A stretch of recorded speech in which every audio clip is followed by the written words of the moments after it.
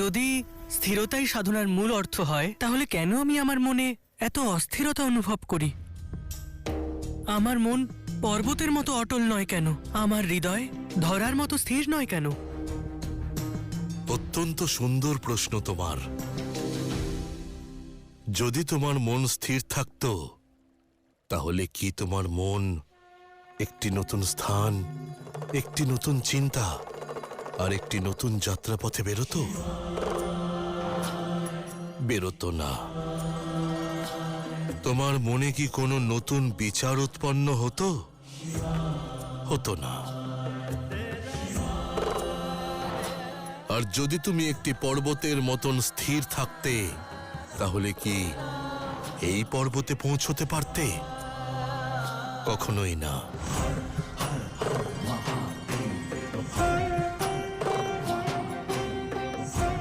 সময় সবার জন্য একই রকম হয়, আর পর্বতের জন্য একই রকম। কিন্তু পর্বত নিজেকে পুনরায় দৃঢ়ভাবে স্থাপন করতে পারে। স্থিরতা এর অর্থ থেমে থাকা নয়। স্থিরতার অর্থ হল পুনরায় আসা, নিজের লক্ষ্যে পৌঁছনো। মন যতই চঞ্চল হোক না কেন, কিন্তু উদ্দেশ্য শান্ত আর স্থির। এটাই হলো প্রকৃত তপস্যা, এটাই হলো আসল সাধনা। শৈলপুত্রীর জীবন মানসিক স্থিরতার একটি প্রমাণ।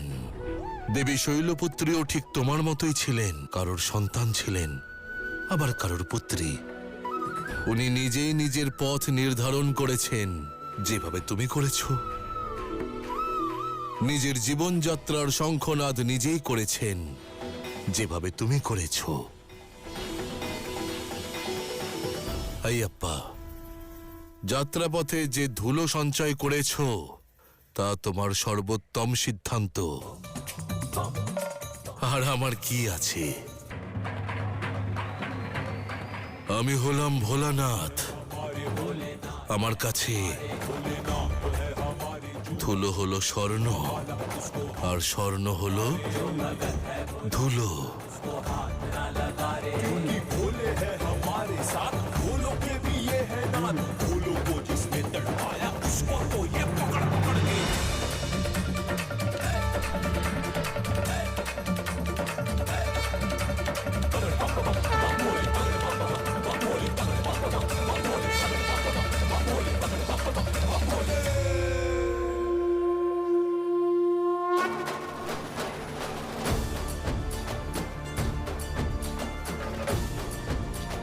যে এত বড় উদ্দেশ্য নিয়ে জন্মেছে, সে আমাদের মধ্যে সীমিত কি করে থাকতে পারবে?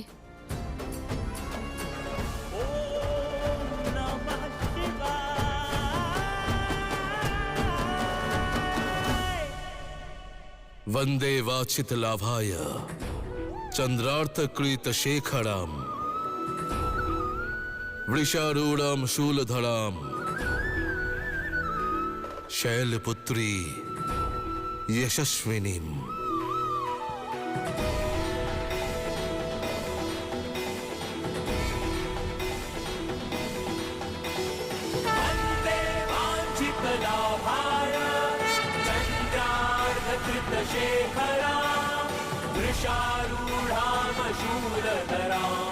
शैलपुत्री यशस्विनीं वृषारूढां शूलधरां शैलपुत्री यशस्विनीं।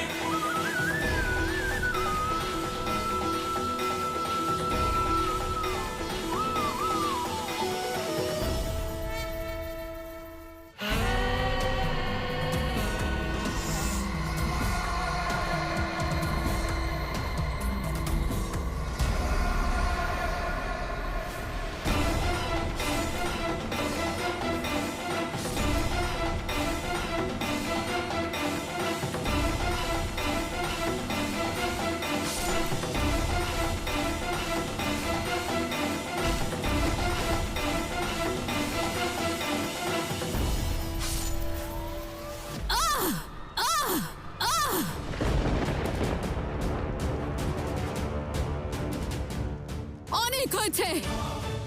আমি ওই পার্বতী দৃশ্য দেখতে চাই না। তোমার এই ষড়যন্ত্রে মহিষী ভেঙে পড়বে না।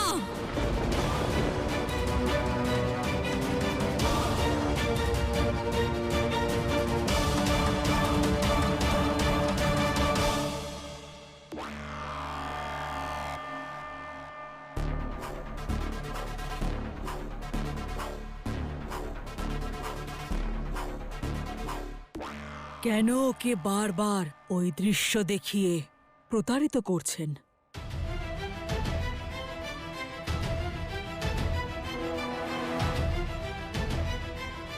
প্রতিশোধের আগুনকে জ্বালিয়ে রাখতে হলে তাতে ঘি নিক্ষেপ করতে হয়। ক্রোধ এক মুহূর্তে জন্ম নেয় না অসুর মাতা, তাকে পরিপক্ক করে তুলতে হয়। যখনই ও মহিষাসুরের মৃত্যুর দৃশ্য দেখবে, ওর ক্রোধ আরো বেড়ে যাবে, আরো ভয়ঙ্কর হবে, আরো তৃষ্ণার্ত হবে।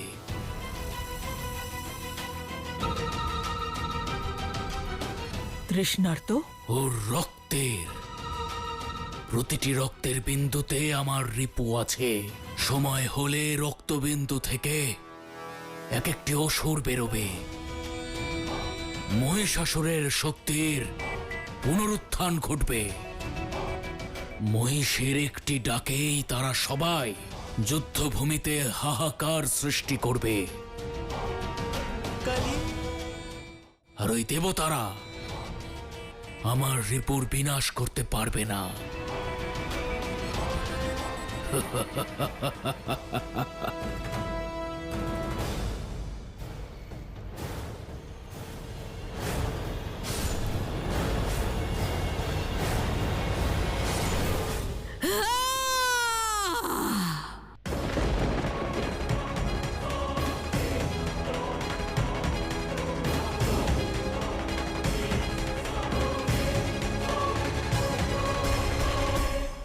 পুত্র আয়াপ্পা, তুমি তোমার অন্তরের অপূর্ণতা অনুভব করতে পারো, আর প্রাণীর অন্তরের সকল অপূর্ণতা কেবল প্রাণদায়িনী দূর করতে পারেন।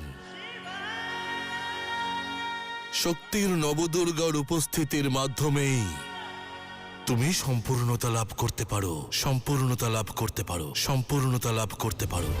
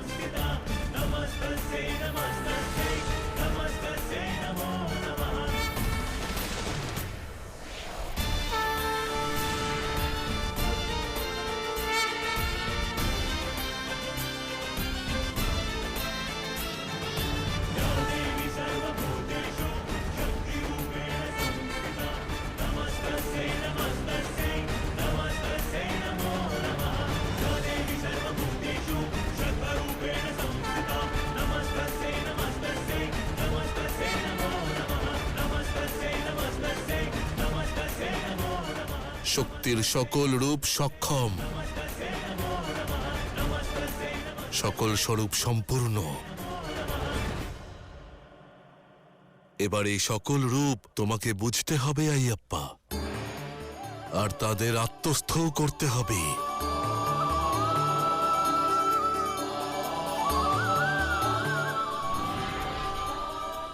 শক্তির প্রথম স্বরূপ দেবী শৈলপুত্রী।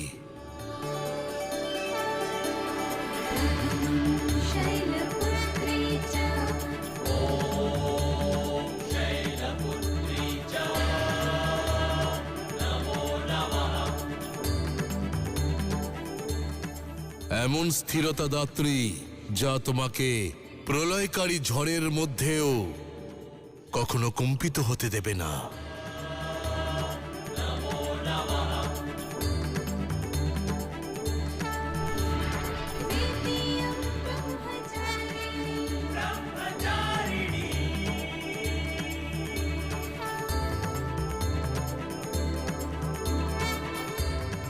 দেবী ব্রহ্মচারিণী, সেই সংযমের জননী, যা না মনকে অস্থির হতে দেয় আর না ধ্যান ভঙ্গ হতে দেয়।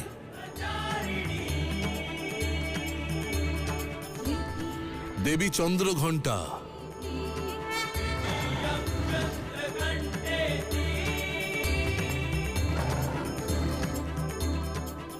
এমন শৌর্য আর শক্তি প্রদান করেন যা কোনো ভয়কেই তোমার অন্তরে বাস করতে দেয় না।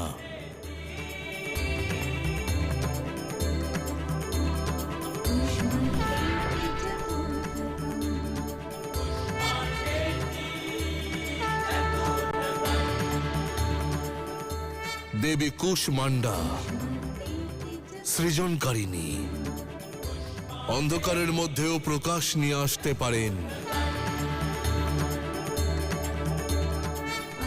দেবী স্কন্ধমাতা, মনকে করুণা দ্বারা পূর্ণ করে তোলেন, যাতে তোমার শক্তির সংরক্ষণ হতে পারে, সংহার নয়।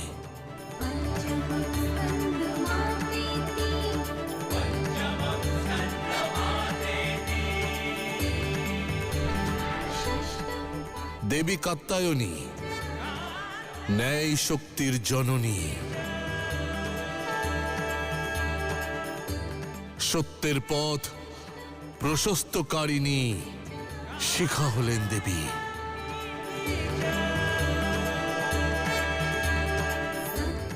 দেবী কালরাত্রি, অভয় বরদায়িনী, মনকে মৃত্যুর সম্মুখে দাঁড়িয়েও স্থির থাকার আশীর্বাদ প্রদান করেন।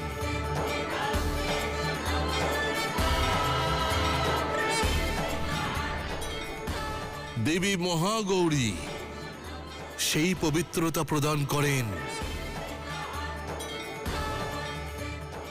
যার দ্বারা আমাদের হৃদয় যেন সর্বদা অহংকার মুক্ত থাকে।